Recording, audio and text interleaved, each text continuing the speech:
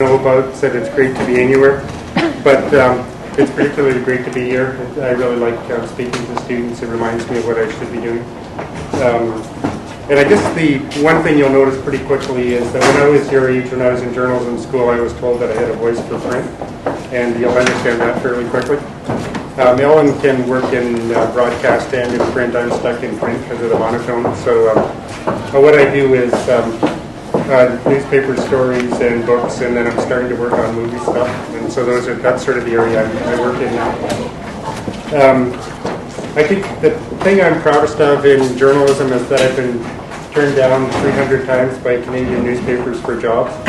So that's every paper in Canada. You're kidding me, right? No, every paper in Canada at least 3 times. And so that's my biggest. So bad now. Yeah, I feel pretty good about that actually, because it you have to get a thick skin and you have to get it now. So being docked 10%, that sort of thing, you have to get used to it. The more you do, and frankly, the better you do, the more you get criticized. One of the greatest hockey players of my day is a guy named Dennis Potvin, and he retired about 20 years ago and still in Madison Square Garden. At every game, someone screams out, "Potvin sucks." So if you're doing something, you're going to get criticized, and you have to accept that. And you also have to be critical of yourself. So don't take it personal. It's a funny thing, but you can always have to have that a thick skin, but try to be sensitive, and that's the thing you'll always have to work on. One of my low points, and I've got lots of them, but one of the ones I'll talk about in journalism is I actually fell asleep once interviewing someone. So, and kind of the point of this, and so I'll understand it if you doze off. When I was at your age, I was falling asleep in a lot of classes. I fell asleep once when I was interviewing someone, and I commented on how she had a big farm and a nice big farm, and she started talking about how she started off with a small apartment. And I dozed off, and then I woke up, and she was talking about having a big house. And then I could feel myself going under again, so I started carving on my leg with my pen, trying to keep from going down one more time. And the point of that story is that it actually is an effort to listen to someone. The hardest part of my job is actually listening to people, especially when I don't like those people. And when you're in crime, there's a lot of people you'll talk to who you won't particularly like, but it's not your job to like them, it's your job to accurately report them. So it's not about you, it's not about what you like, it's not about what you don't like, it's about accurately reporting something. Once I had to sit in the Don jail and interview one guy who I would have been a lot more happy strangling, really. He was talking about how when he carved his girlfriend with a knife that he was being gentle because he could have cut her a lot deeper.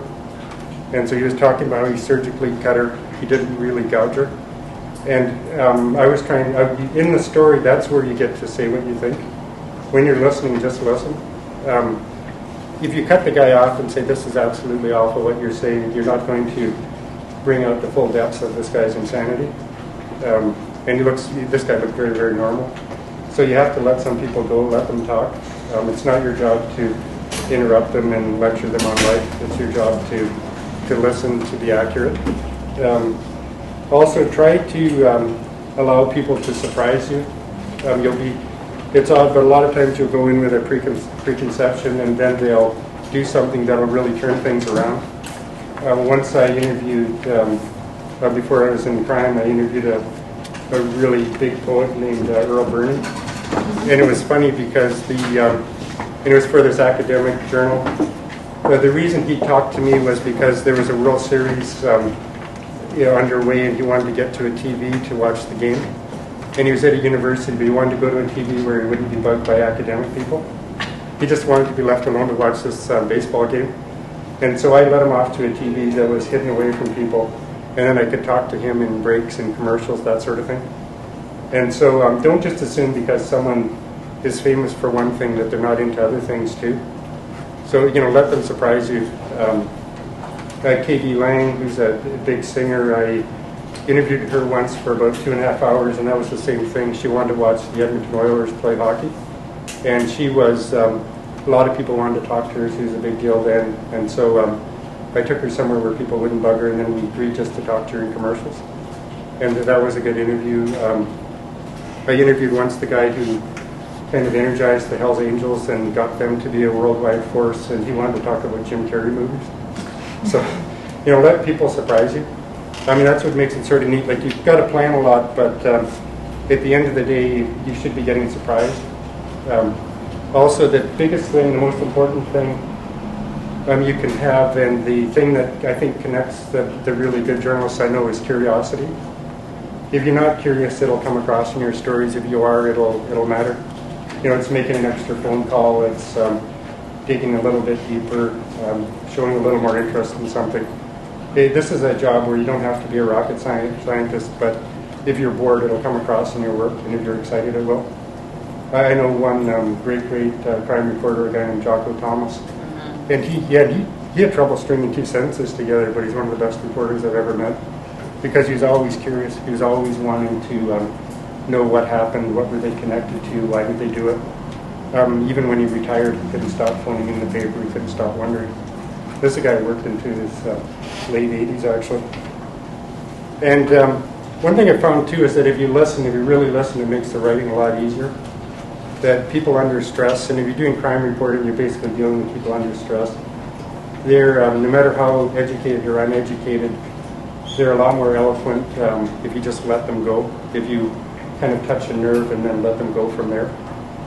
And John Steinbeck, one of the greatest writers of the last century, when he was a student at Stanford, he used to skip classes and then go and pay migrant farm workers 50 cents an hour to talk to them, just to tell them their stories. He wanted to learn to write, and he thought that listening to these farm workers was where he was going to get stories.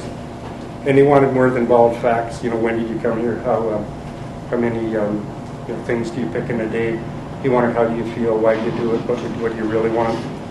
And what makes them tick, and he wanted the rhythms of how they speak, everything.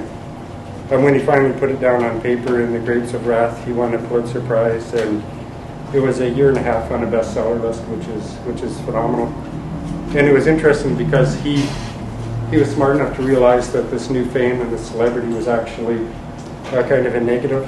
That now it was hard for him to blend in. It was hard for him to be in the back of the room and just listen. People wanted to hear him speak. And so his whole idea was that the story is out there, it's not in him. And he said, unless I can stand in a room and watch people and listen to people, I'll lose my craft. I won't be able to work. And so, that there really is something there that, everybody in this room is interesting. I mean, it may not be brought out, you may not find that in each other, but it's there. And your parents are probably a lot more interesting than you realize. I just found out last week that someone I work with, his parents died when he was really young, and he was raised by his grandparents, and that every kid in the family was kind of an overachiever. I worked with a guy for about 12 years. I didn't know that. I thought he was just sort of a bored guy who kind of grumbles around the office. So it's interesting, there's a lot of little stories. How did everybody get to this room? What does everybody in this room want? What do people consider good? Where you're all coming from? Those are the good stories. Interesting, because guess what assignment they just had to hand in on Wednesday? They had to interview each other. Yeah, because it's there. I mean, it really is.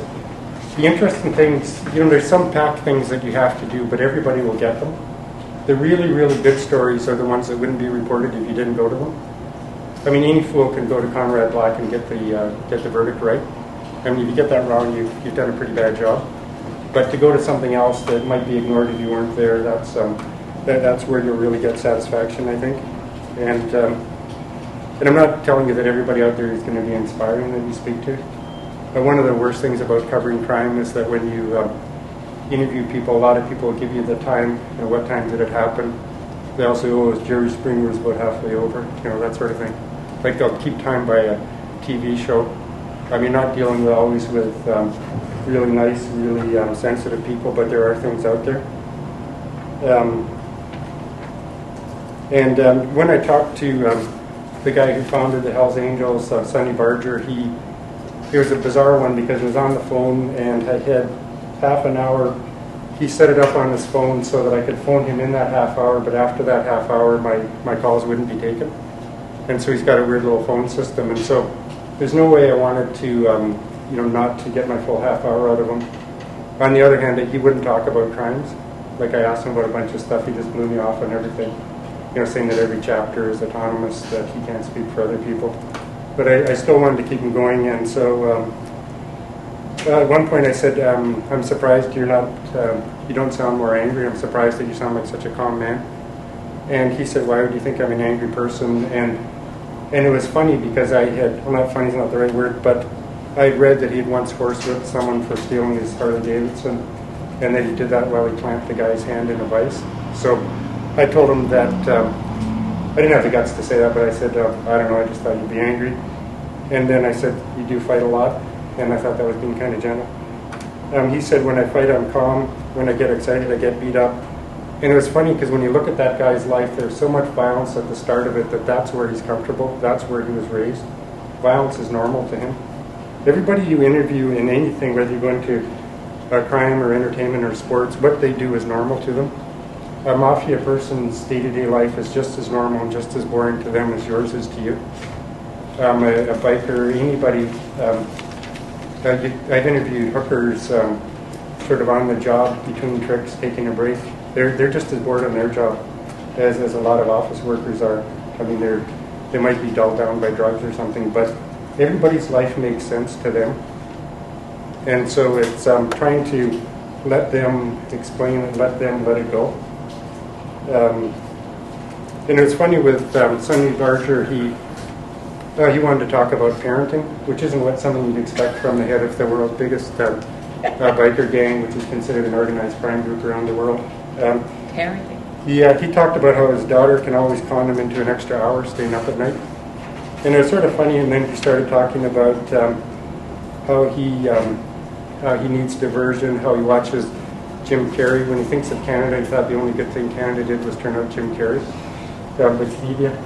Excuse me. And so he said, I like comedies, I like Jim Carrey movies. I don't want to go to see the things where everybody's getting killed. And then he said, you get enough of that in real life. And at that point, you want to make a smart comment, but don't. Sometimes the big skill in being a reporter is just to let the silence stay there. But especially if you're a print reporter, you don't have to fill the space. You don't have to say something. A lot of your very best quotes come if you just let it go quiet for 5 seconds, 10 seconds. Let the person fill that in. And a lot of times, too, the better comments come when you let them wait a bit. That one he said at the end, just through reading it in the newspaper, so he, in the end, distanced himself from the violence. And then it was weird because he was kind of daydreaming, and he said that what he can't understand is the power of Oprah Winfrey. Like, it was weird that he started talking about how can this woman be so powerful. And he could tell it was eating away at him, and it's a bizarre thing, like this big outlaw biker. And what bothered him, and it was sort of odd, was that Oprah Winfrey, first of all, isn't white. He's in an all-white group, a very racist group. And so that was a problem. And then he's in an all-male group. So how does Oprah Winfrey have more money than him, more power than him, more influence than him, stay inside the law, look happier? How did she succeed by all these good little things when he's been willing to bend all the rules and he isn't doing as well? So that to him was a real mystery.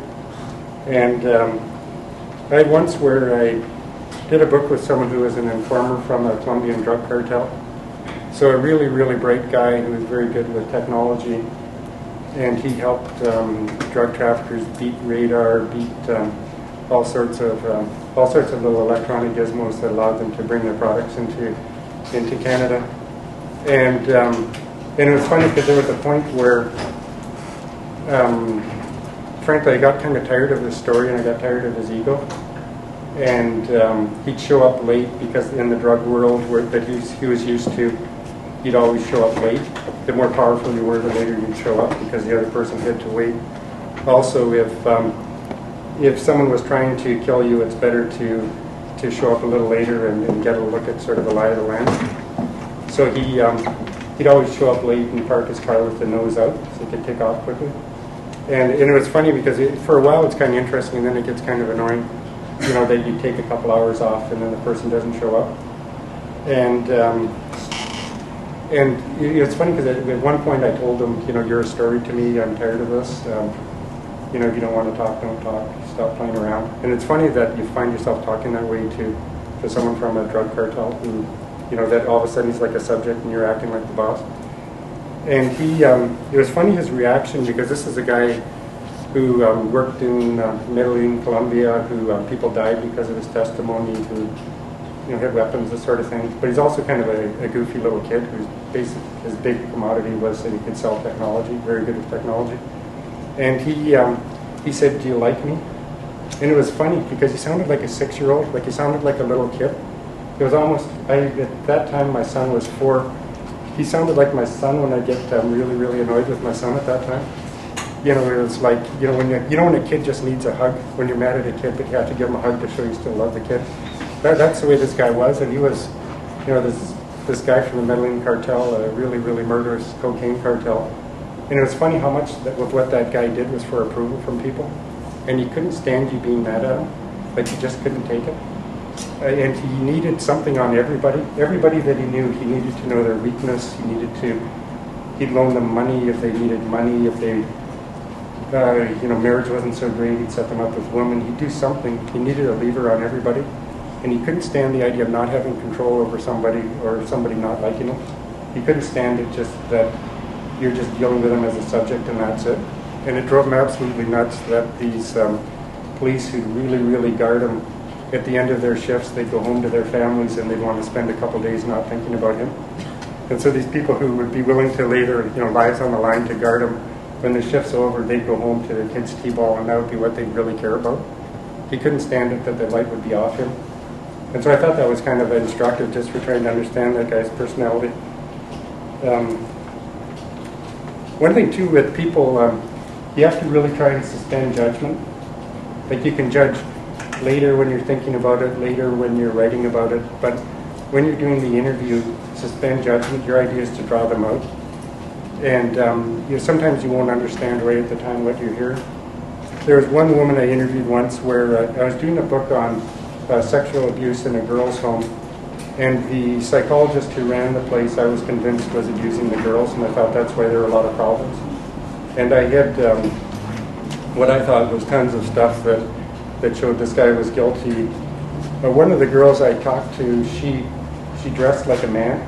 Like, she really, really looked like a man. She walked like a man. She quite tough, and it would be easy to ridicule her. It would be easy to make fun of her. And then when you got her talking about how did she end up the way she was, what was it in her childhood that made her make the choices she made, she talked about how there was so much violence and so much abuse in her home that the men were the ones who got an easier ride. The women were the ones who suffered. So she wanted to be like the men. So it really made sense when you understood her family, the dynamic, the abuse she took in this girls' home. The idea of her wanting to be strong like the people who were doing the abusing made sense. Suddenly she stopped being a freak. She had a friend who was a prostitute in Hamilton and even in the prostitute world, on the very, very lowest rung. And she's again a person who'd be easy to make fun of. When you talk to her about how did you end up the way you are, and you don't quite put it that crudely, but when you talk to her about how her life went the way it went, she was abused for so long that when she could finally get a little bit of money for it, it seemed like a victory. It seemed like finally she's turned the tables a bit. And so I remember people snickering at her once when she was at a court thing, and you become very, very protective of her just because you know how she got the way she got. And that in a weird, weird way, the getting $20 from some guy is a lot better than having him just take it. So it was some sort of a control thing, and if you let people listen, if you give them those pauses so they can work up the nerve to go to a higher level, you'll get way, way better stuff. And also it'll come out that the emotions just will be purer. You'll get better stuff. You'll get more eloquent comments. And that brings me to probably the biggest story I've done to this point would be Ipperwash, the shooting of Native activist Dudley George. And one thing, when I started off in papers, I wanted the big assignments to be on the big teams, to be the reporter that the editors would point to. Now I try to be the reporter who the editors leave alone. But at that point I wanted to, it's almost like a little kid, you're trying to play up to your editors, and I was stuck on an afternoon shift where I resented it quite a bit. I had a really, really dull assignment for that night where I was supposed to take a picture for the Star of the big lineup of people waiting for swimming lessons at Millasson Square. No. Yeah, and I mean, that is as much of a dog of Simon as you're going to get, because you know it's not going to make the paper. It's a nighttime shot. There's not much of a lineup. If it's a good lineup, it'll be there the next day. It's an editor giving you busy work. I got a phone call. Were you being punished? No, he was just an editor who couldn't sit still. And a good editor waits for something to happen. A bad editor pretends something's happened. So this was a bad editor.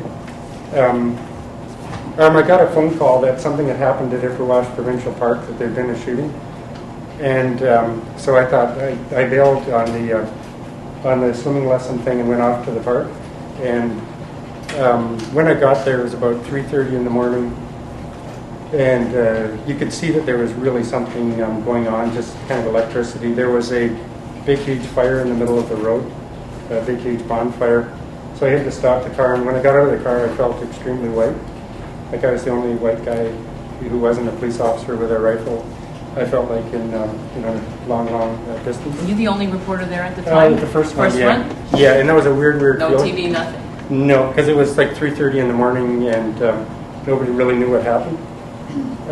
It was funny because then I had 2 cameras that I worked with, and it's... you had your own, you had to take pictures too? Oh, yeah, No yeah. photographer went with you? No, so it's just me. Remember that, guys. And so I had Get a good camera. Yeah, the 2 cameras, and it really is a good skill to get, especially if you want to get left alone, and it's good for freelancing as well. But so I had the 2 cameras, and I got out of the car, and people had to quickly decide what do we do with the big chubby white guy with the expensive cameras. And a lot of them hadn't dealt with a reporter before, and there'd just been a shooting where police had opened fire on a First Nations group. And so there was a huge amount of hostility at the time. The quick decision was stick him out in the front because the police aren't going to shoot a white guy from the Toronto Star. And so it's funny because you can take that in a couple of ways. Like on the one hand, it doesn't make you feel too secure. On You the didn't other, have a vest on or anything, oh right? no, and I don't think it really would have mattered at that point. And then on the other hand, just it showed that you do have a special status when you're in the press. I mean, you can use it or not use it, but you do have it.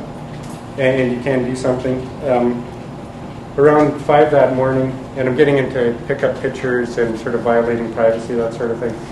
Around 5 that morning, we had found out that a guy named Dudley George had been killed, but that's all we knew. So a First Nations guy named Dudley George had been shot to death.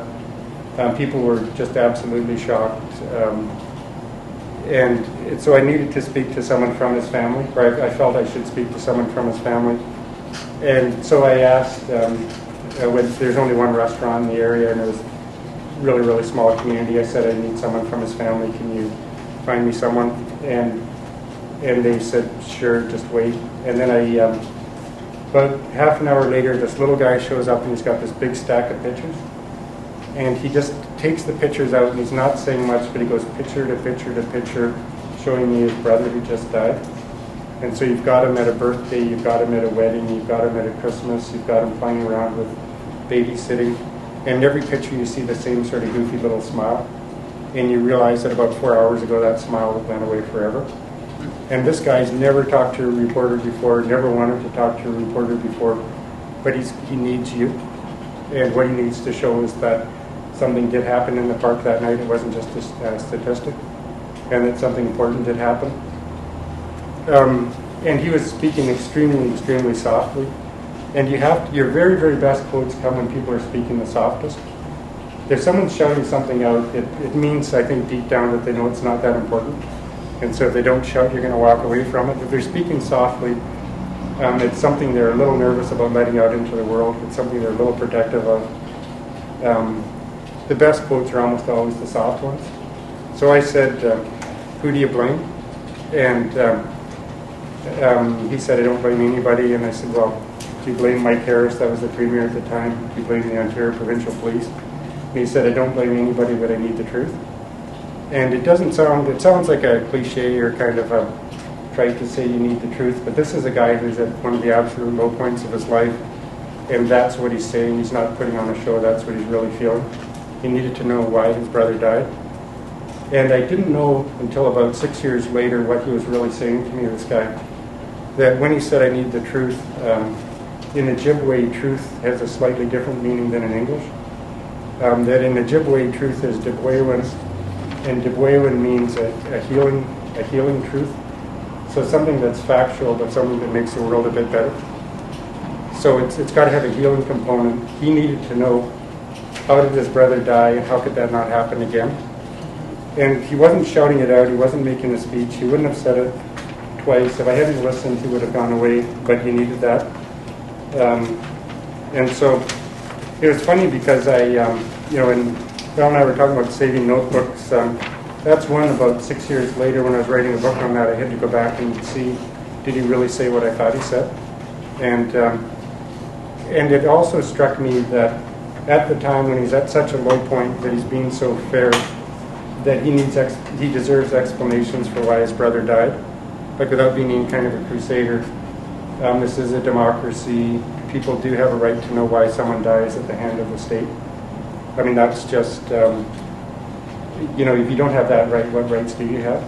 And so, and you're the one who can get it for him or not get it for him, or at least try. And if you don't try, you'll get away with it. Nobody will get mad at you. But, one more person will lose faith in the system. And, things will be a little less than what they could have been. And so, it's funny when, with that one, what I thought was a fairly routine assignment lasted for 12 years. That just wrapped up last June, and I think Carol Levy and I did about 500 articles on that. And what bothered us was that we weren't getting the truth.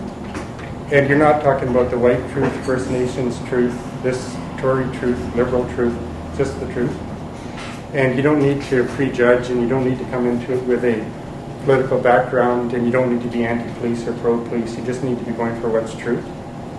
And with this guy's family, Dudley George's family, it's interesting that he was a Native activist, but at the same time, 6 members of his family are in policing. So it's not an anti-police family. It's not all the quick things that people jump to where, we must hate police, so we've got to defend police. That's not the point. A lot of police officers were very, very supportive of us doing our stories. A lot of our best sources were police officers. And so don't get sucked into thinking that it's either for one race or against one race, for one group or against one group. Life's too complicated for that. Also, the George family, after the shooting, there was one of the nephews of the guy who was killed, David George. He actually joined the Ontario Provincial Police, and the family encouraged him to. They had a meeting, and the idea was that more non-white faces will make for better policing. So you can't call him a radical dissident, this, and just write him off as someone who, be simplistic about it. People are too complicated for that. So allow yourself to be surprised. I was shocked. I mean, how many families do you know with 6 police officers? And how many families do you know with 6 police officers where someone's been shot to death by a police officer who was later convicted of criminal negligence causing death? And so that was a huge story. And it was funny because I thought doing that story that I'd lose a lot of police sources. I thought that, that I was sort of locked into it, but at the end of it I'd be high and dry because nobody would speak to me in policing. And the weird thing is I've got way better police sources than I ever had. Why do you think that is? Because I think people think you'll give them a fair go. And I think also because I didn't give up any sources. Like we had a whole bunch of information where we never let on where we got it from. And so sometimes when you're really getting roasted for where did you get something, it's actually good. Because when you don't say anything, it moves you up in the world. I had one police officer once for an organized crime story invite me into his office, put a report on his desk, and then went away for half an hour. Naturally, I read the report. I mean, that's what he expected me to do, I'm sure. And then I wrote something. I was sued for it, for I think $3 million. And then what he did was give me a bunch of receipts to back up my original story when I didn't get queasy on the first suit, when I didn't squeal and get too nervous. Then I got a whole bunch more information. So it actually helped. Sometimes those little tests actually help you. It was funny too because the Ipperwash story moved me ahead with police, and it actually moved me ahead with criminals too, which there's nothing to brag about, but it's there's some people in the Hells Angels. I remember I was on the show on CBC where they did about more than a 3-hour interview for 20 minutes that appeared on tape. And at one point in the interview, I got pretty emotional. And it's just, it was sort of an interview that went on and on and on, and then you started asking about my family and that sort of thing. And so at one point, you forget the camera's there, and you actually start saying what you really, really think. And so, and then when I saw that on TV, I thought, oh my God, did I actually do that? And that day when, the day after that was on TV, I covered a Hells Angel convention, where you don't get like a formal invitation to go to the Hells Angel convention, but you just show up. And some of them had seen the TV thing, and they said, one of them said, oh, that was good on TV last night. And it felt weird, but I said, no, I was way too emotional.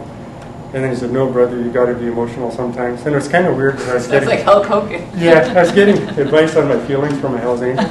So it was just sort of an odd thing, but to him it made sense, and that and it also helped with a lot of police, like the idea that you didn't burn a source.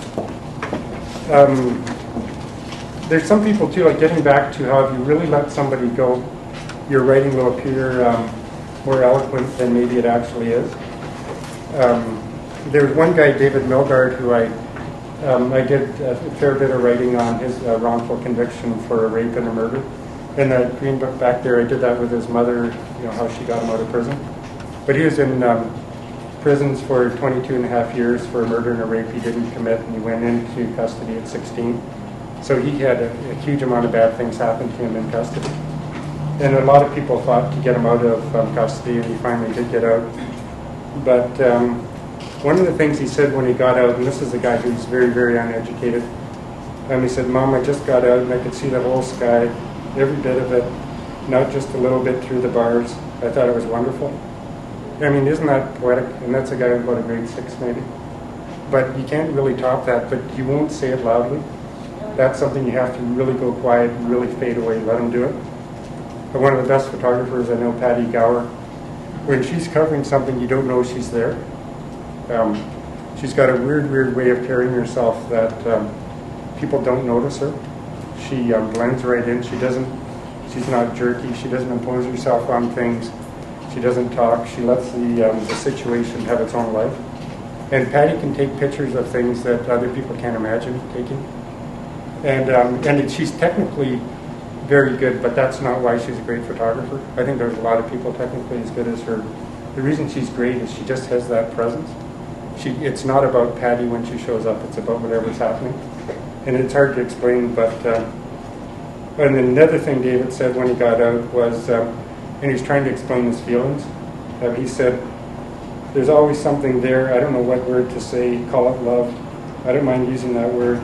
I hope it's a safe word. And so it's sort of funny, this is a guy kind of coming out of his cocoon. It's sort of someone who locked up, literally, when we did that book, we had to decide how many times to use the phrase gang rape. I mean, those things do happen in prison, and if you're 16, 17 years old, they happen a lot. So that's the sort of thing where, let them go, let them talk. Let the story tell itself, and don't, if it's quiet, let it stay quiet for a while. And there's that sort of an eloquence there. It was funny because at one point when David was locked up, it was really clear it seemed really clear who did the rape, who did the killing. And later that guy was convicted, but not that many people fit into that sort of a profile, and you needed a certain height, you needed him being left-handed, you needed all these things. You needed someone to rage against women who wore medical uniforms. There's a whole bunch of reasons why it all pointed to one person.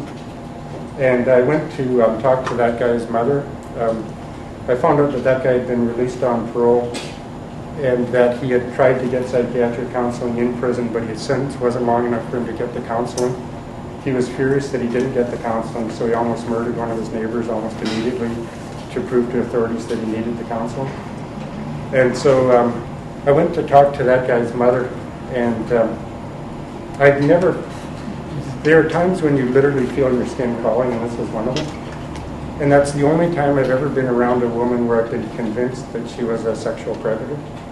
Which, it sounds like something you tell jokes about in high school, but you never ever I've never had that feeling before or since. And when this guy Fisher Was she a nurse?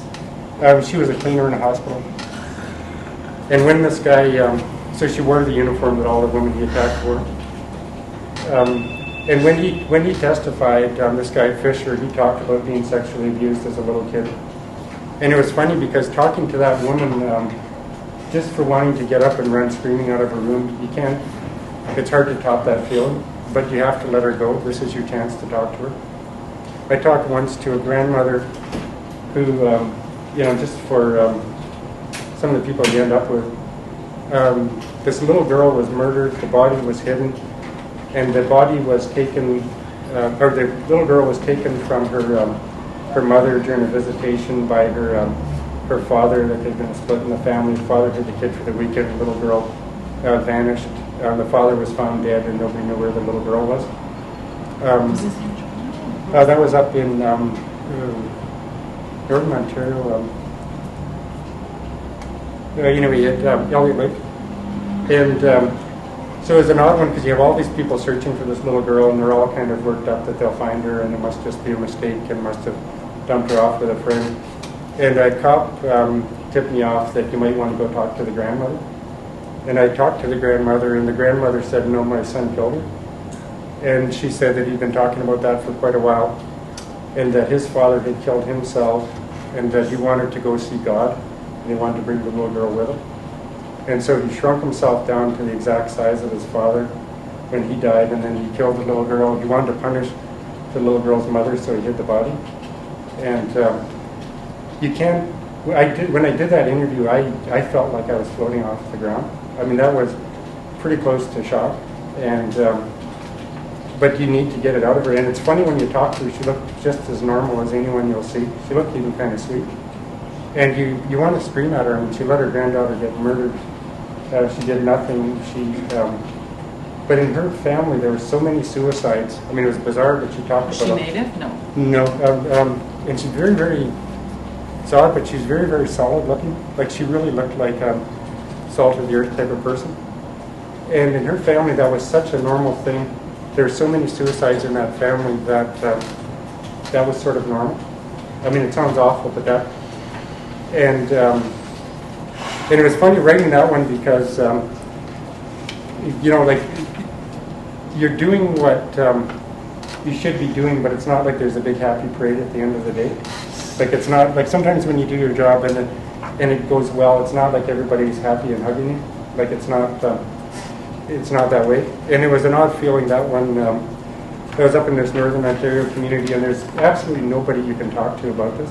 I mean, if someone says, how was your day? I mean, how do you work that in? Like, you're stuck with that one until the story comes out. And I went to this bar where these people in a search party were doing line dancing, and they all thought they're going to find the little girl the next day, so they're all happy, and they're dancing back and forth, this sort of little hillbilly dance where they put their arms and dancing to country music. And it was just, that was one of those nights, and I mean, this is nothing to brag about or anything, but I don't drink that much, but that night I drank non-stop and I didn't feel even close to drunk. Like, it was one of those times when you're just so much adrenaline that nothing will bring you down from it.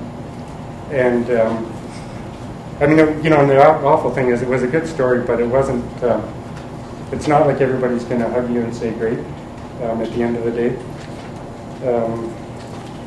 So, hoping not discouraging you too much from this kind of work.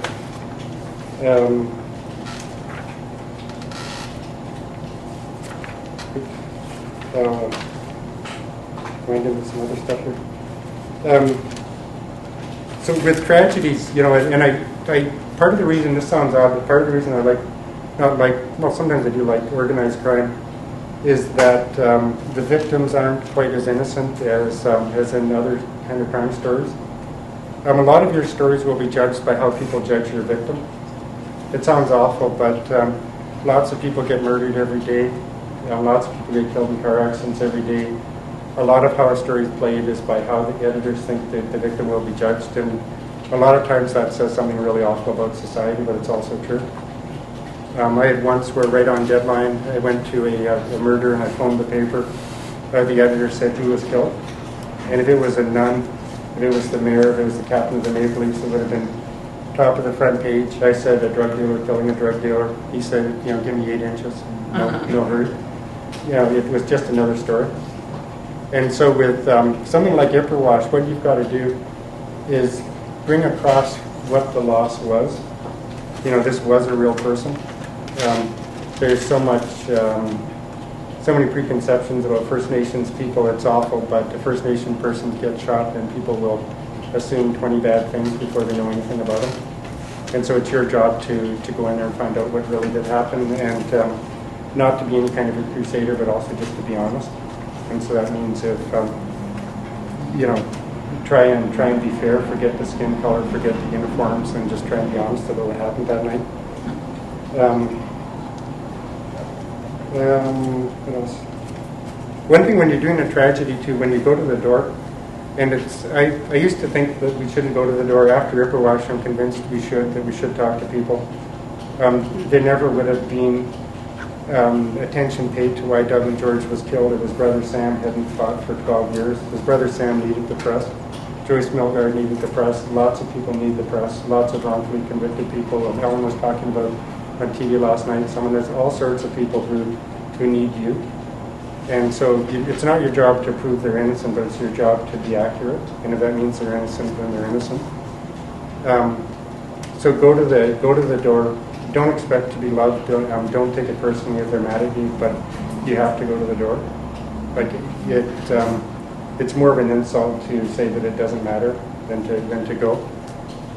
When I go to the door and I hate it, and if you do start liking going to the door, take a break. There's something wrong with you. If you like talking to the mother of a kid who just died, quit for a while. I think there's something wrong. I know some reporters who get a kick out of that sort of thing, and I find it beyond ghoulish. There are people I wouldn't want to spend too much time with. But when you go to do tell. No, we won't make it. Yeah. But when you go to the door, I've got a little technique now. Don't say, please give me a picture so I can keep my editor happy, or we deserve a picture, or we want a picture. I say, do you have a picture the way you want this person to be remembered? Gives them a bit of power. If they don't bite on that, let them go. When you're asking for a quote, don't say, what was the dead guy like? What was his name again? And there's one TV reporter working in Toronto who Ellen can probably guess the name. I heard her. That's why I invited you this year, not him. Oh no, this is actually a different one. Oh, okay. Again. But I heard her say to someone in a hallway of a courtroom, "Are you the dead kid's mother?" This isn't an object. This person, there are feelings there. The same reporter asked if she could. There was a family that was wiped out in a horrible accident. Everybody except for this wee little baby, and the baby was put with the aunt and uncle. She asked if she could borrow the baby for a stand-up. No. Yep. Yeah. And her initials SM. But it's one of the few times that, and when you can do this, you really hit. Oh my God, she's coming. Scumbag. Oh no, she's good. Okay, I was going to say because she's coming. She's very, very good. Yeah, I know. But it's not the people I think it is. Oh no, she would have been shocked. But if you can shock a TV cameraman, you've really done something. It's one of the few times a TV cameraman just walked away and said, "I'm not shooting this. Get away from me." If you can do that, you really hit the depths. And how does that? I'm going to stop you right there. Okay. How does that happen? Because you were mentioning, and I'm going to just take over because I've been trying to ask this for 4 pages back. You said you went to drink that one time, but how do you cope with the scumballs and tragedy as a human being when the story's written? Because there are a lot of people out there who've had things way, way, way worse than I can imagine. And some of them are the most aggressively positive people I've ever met. Hurricane Carter, the boxer who was locked up for 20 years, called a triple murderer. He had been contender for the middleweight championship of the world, instead was locked up in prison, had a bad operation. No, but it really was something. He was almost blinded in one eye in prison, a whole bunch of things. And that guy, when you talk to him and you say, "How are you?" he says, "I'm alive, it's a great day." That's how he starts a conversation. And he's not naive. This is a guy who, when he should have been recognized as one of the greatest athletes in the world, he's a friend of Muhammad Ali, he was on that level. Instead, he's running around in prison, and he was sentenced to death, and he had to, for quite a while, he's wondering, when am I going to get the electrodes hooked on me? So if this guy can be positive, Joyce Milgaard, her kid was repeatedly raped in prison, and there were things in that. There was one point where David's father knew that David was being raped in prison. There were the medical reports. David wouldn't talk to his father about it because his father's a big macho guy who was a semi-professional football player, great athlete. He felt humiliated that he was being raped all the time in prison. And so David wouldn't talk to him. The father was trying to get him to talk because he thought it'd make him feel better. David wouldn't talk. The father told me that he left the prison, drove about half a mile down the road, pulled over and just cried. Like he just couldn't stop crying. So Joyce had to live with that for more than 20 years, that sort of thing. One of Joyce's daughters was married to a guy who, when the marriage broke up, he said, if you don't give me a certain amount of money, I'm going to go to the press and say that David confessed to the murder to me. That's the stress that Joyce lived under. I mean, it's huge. And Joyce is incredibly positive. Joyce, I asked her once, and she's very religious, but I asked her once, how did you sleep at night? And she said, I'd work as hard as I could during the day, and then I had to get my sleep to work hard the next day. And if I knew I did my best, that's all I can do, and I didn't have time for recreational grief and for running around looking for pity. And she said that worrying is mistrusting God, that she really believes in a higher power, so that if you do your best, then worrying is just you putting on a little emotional show to get sympathy. So if people like that can rise above it, then who am I to whine about some editor being mad at me, or some story being buried, or someone shouted at me at the door, or whatever. One thing too, like just for little rules, and at the Star we have it, and I think it's a really good one, is you don't re-victimize people. So if they want to speak, fine. If they don't want to speak, that's just as fine. I have a business card ready, and I hand it to them if they'll take it. I had once where there was a tragedy where someone said no, and then I got about 3 blocks away, and when the person phoned and said come back, and it gave me a great interview. But if you didn't want to talk, I was totally happy with that too. You've got to respect your editors, but they're not God. I mean, if they're unhappy with you, so what? I mean, once you pass your probation, I mean, it's not the end of the world if someone won't speak to you. And in the long run, if you're decent, you'll get more than if you're not decent. Like this reporter who asked to use the baby as a prop, I've never seen her get a really good story. I mean, like people just... Unbelievable. Yeah, except you do see it, and what else? With organized crime stuff, and it's kind of weird, but now after hearing all this tragic stuff, you can understand why I don't mind the organized crime so much, because there's not as much crying, and it's more strategic. And, like bad guys killing bad guys, right? Yeah, and there's sort of different levels of bad guys. Some of them you don't really dislike, and everybody's got their own kind of reality, but it's not as tragic as like a 3.5-year-old girl being dumped in a bog by a crazy father, or a kid being raped in prison. So I met a reporter, and this is back, we're talking about how we first met. I met this reporter in Palermo, Italy, way back when I started covering organized crime stuff, and I was asking him for advice on how do you do it, and more like how do you do it and then go home and not get shot on the way, sort of thing. And he told me, and he covered like the big mafia wars in Palermo in the 1980s. Yep, I was there. Yep, and I did too. He worked for the tabloid there, Laura, or whatever you call it. And he told me that if a body's left on the street, it's left on the street for a reason. It's left to be seen. And so when he covers that, there's not a problem. When he gets into trouble, and there are times when your job's not to avoid getting in trouble, but when you are going to get in trouble, you should know what you're doing and sort of gauge it. But when you do get in trouble, almost always is if you cross into something personal or if you interfere with ongoing business.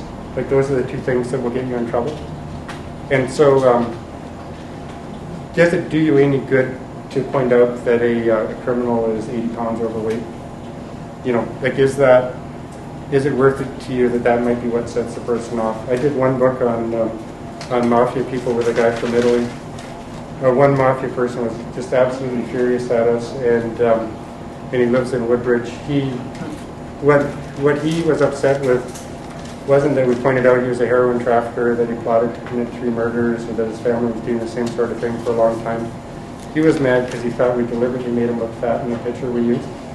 We didn't have that many pictures of him, but the one we ran showed a big double chin, and he had lost a lot of weight. We didn't know that. We didn't have that many pictures. We didn't think it was a fashion shoot, so we didn't really pay that much attention to the mugshot. This is a really vain guy. And these guys, if they're laughed at, that's Do these overalls in prison make me look fat? Yeah. There's that joke about a terrorist with a knapsack. Does this make my bomb look big? Yeah. But this guy, he was the guy. If you're laughing at a criminal, he's losing power, and it was like he's being ridiculed, and he was really, really upset with that. So it's funny that set him off. On the opposite, I wrote once about the Loners motorcycle gang who folded into the Hells Angels a while ago. But they had a pet lion up near Canada's Wonderland, and it became a bizarre thing because the bylaw officers were trying to take away the pet lion, and they were arguing that the pet lion had been neutered and that it was declawed and it could never survive around other lions in a zoo, and so the lion needed them. And so it was weird because I heard this rumor, and so it's amazing how many people are on the internet, so I just thought I'd try lonersmc.ca and send an email to them. And so I emailed Loners, and then I got something back, and I said, what about your lion? And he asked a couple of questions, and it seems like this guy really is clued into where the lion is, and he knew a lot of little lion things, and so I said, I need to go see your lion. And then I went up there and hit this little compound, and I hit to show ID to show I'm not a cop, which is kind of weird. Did you say when the internet that you work for the Toronto? Oh yeah. You got to be really upfront on things like that. But so I went in to see the lion, and I had a photographer with me, and so we're in there and we're taking pictures of the little lion, writing about the lion, and it sounds awful, but it was a fun story. So you point out that the people who have this pet lion are convicted of extortion, heroin trafficking, I think, sort of pretty much every bad thing. And so you put it in there, but that you also point out that the lion looked pretty healthy and that he was well fed, and he looked like a happy little lion to us, and it was a very clean, big cage. And so we put all that in the paper, and then you kind of hold your breath. And I got these phone calls, and they were, really. There's certain times you get a phone call, and you know what the guy does for a living, with the first couple syllables, and you could tell these guys were, serious biker type of guys.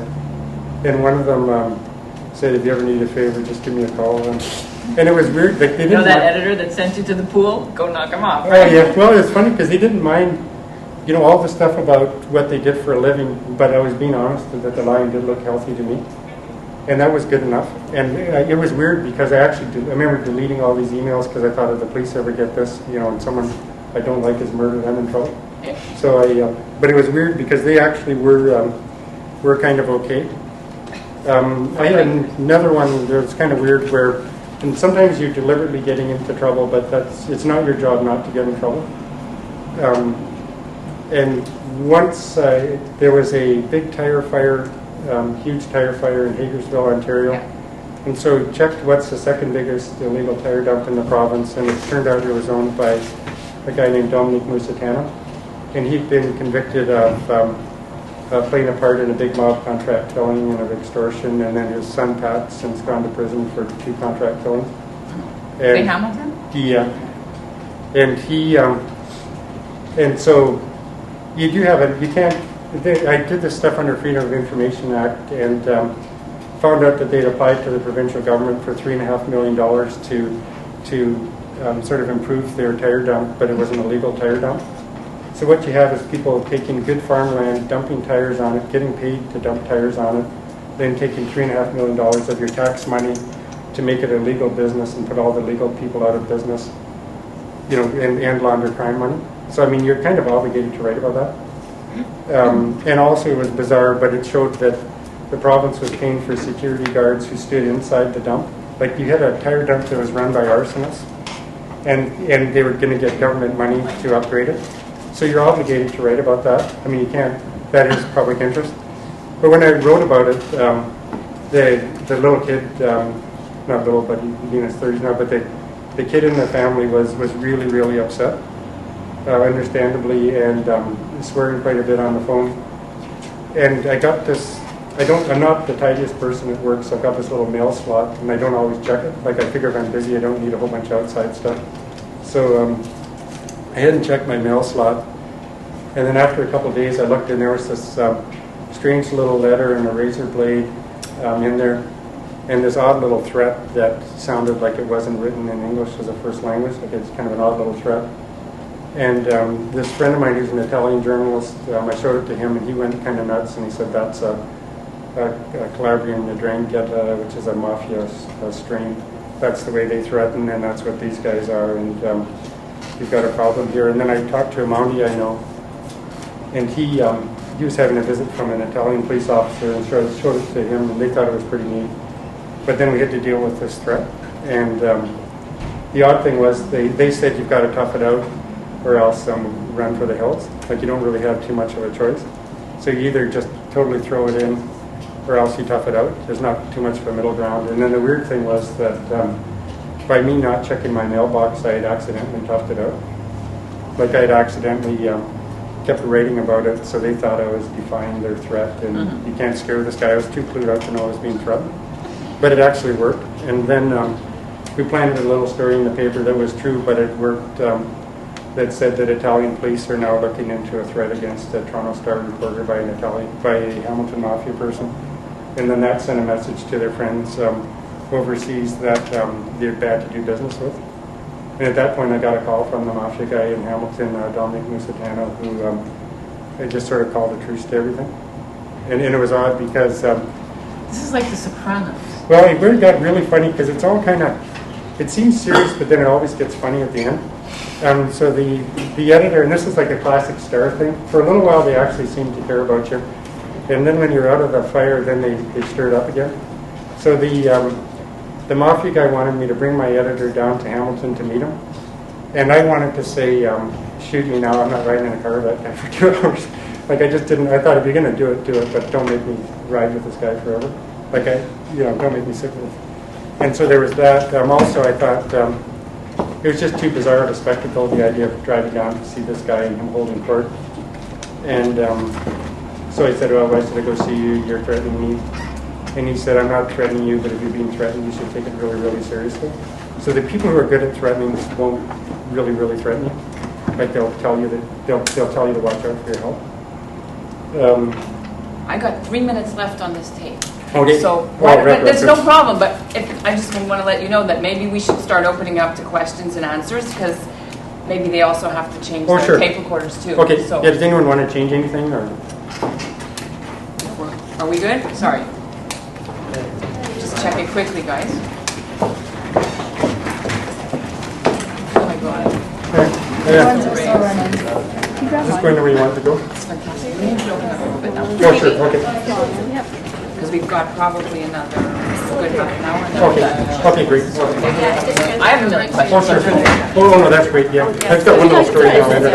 Oh, it was nice. So I just realized mine says 57, so we better switch tapes or we're going to be screwed. I was there for all of them. That's pretty well. Borsalino, I covered all the... I tried to get California. I went there and I couldn't get it. Well, I've been to Corleone, all that places. oh, this is just my little wrap-up right here. Okay, just hang on a sec, because we're going to